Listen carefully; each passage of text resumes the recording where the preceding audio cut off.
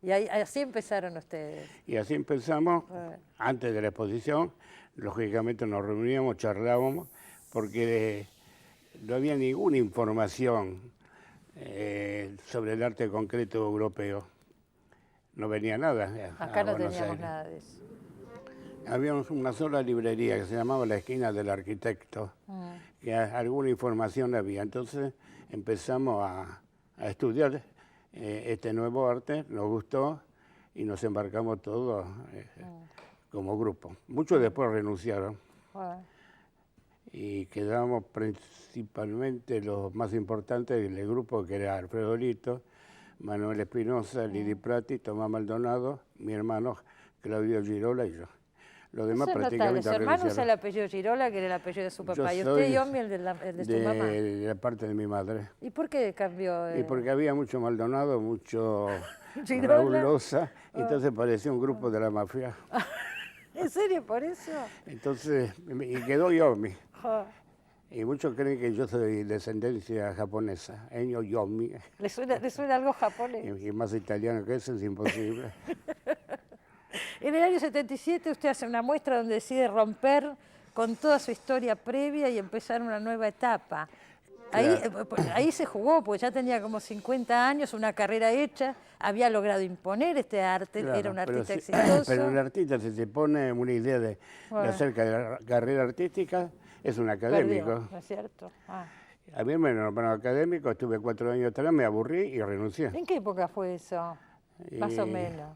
Y en la época de San Martín. No, de verdad. Ya no sé cuántos años atrás. Lo nombraron en la Academia Nacional de Bellas Después me di cuenta Artes. de que yo me había equivocado en aceptar a ser académico, ¿no? No era un lugar para usted. No, y para ninguno, creo, ningún artista.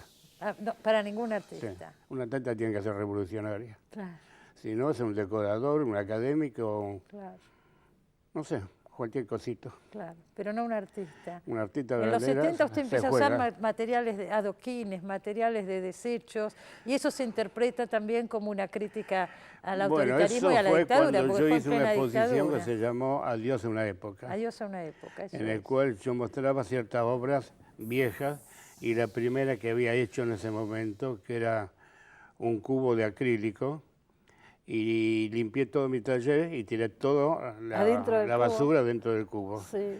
Porque considero que la basura es un hecho cultural nuestro. Por todos lados se ve basura en la calle.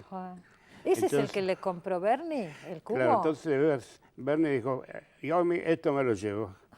Se lo llevó, Pero no lo pagó. no lo pagó. Como buen rosarino. ¿Nunca se lo pagó? Y no. Pero basta que lo tuviera él, estaba Pero bien. eran muy amigos. Fuimos enemigos. Ajá. En el 45 cuando se formó este grupo, porque él estaba en contra de ese arte. Pero era enemigos, vamos a decir, intelectuales. Por eso le digo, no es para ser enemigo que esté en contra de ese arte, o se llevaba a ese punto ideológico. Y sí, porque de había bares, enemistarse. los bares que había de artistas, eran varios bares en los cuales uno se encontraba, charlaba y nos peleábamos estéticamente. Eran grandes conversaciones, que hoy el joven no la tiene. Hoy el joven se cree que agarrar el martillo y hace la obra. Sí, se nota a veces eso también. Nosotros usamos el pensamiento y después el martillo. Hay un pensamiento atrás, hay una Pero si no concepción. hay un pensamiento no hubiera existido Leonardo da Vinci. No, el arte es eso, ¿no es cierto? El arte es un ideal, es una pasión. Bueno, pero volvamos a esto del año 77, cuando usted empieza a poner los desechos dentro del Claro. cubo. Entonces tenía el problema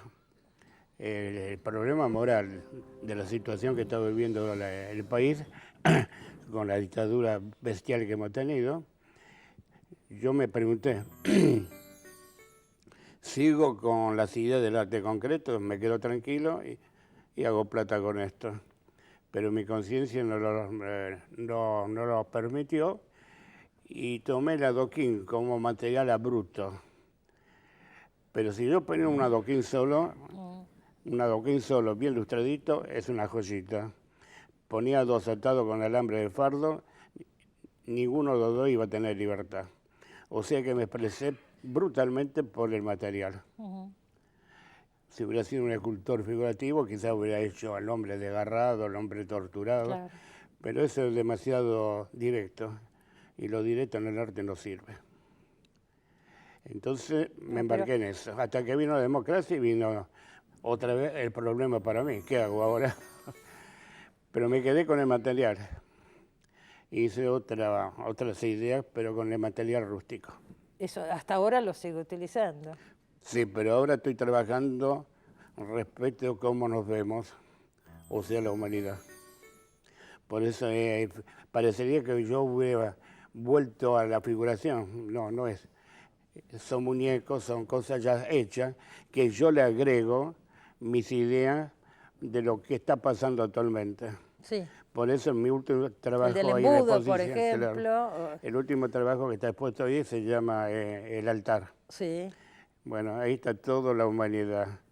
Creemos en el altar, pero somos bestias. Dos cosas pensaba mientras lo escuchaba. Y mire ayer leyendo el diario, parece que investigadores, no sé de qué sanatorio, están estudiando el cerebro humano. Y yo ya había comenzado, mejor dicho, comencé a trabajar con el cerebro humano, porque ahí está todo.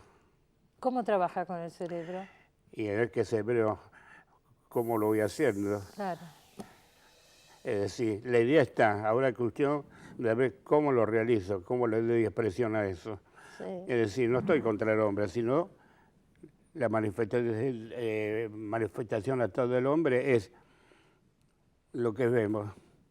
Por todos lados, miseria, desgarre humano. Es decir, si esta es la humanidad, prefiero vivir con los animales. Entonces me embarqué por el cerebro humano. No me imagino cómo lo puede plasmar, tenemos que ver, ¿no? Porque... Y sí, ya empecé a dibujar algo, el cerebro, abrirlo. Y con pajita ese que se toma la Coca-Cola. Sí, wow, wow. Según qué clase de cerebros. Sí. ¿No? De chico, de mujer y de hombre. ¿Todos los días trabaja? Todos los días pienso. Y trabajar concretamente con las manos, Eso es lo un de trabajo menos. físico, el Sí. de los Y así que escultores. después, ¿no ves que uso bastón? Son piezas pesadas, con Son material piezas pesadas, pesado. estos adoquines. Pero por eso mismo ahora estoy trabajando en cosas muy livianas y trabajo más cómodo que antes. Porque ahora me siento, antes no me sentaba. Ajá. Pero el arte es una gran pasión. El que se mete en el arte no puede salir nunca más. ¿No puede? No puede salir nunca más. No puede salir del arte. No sale.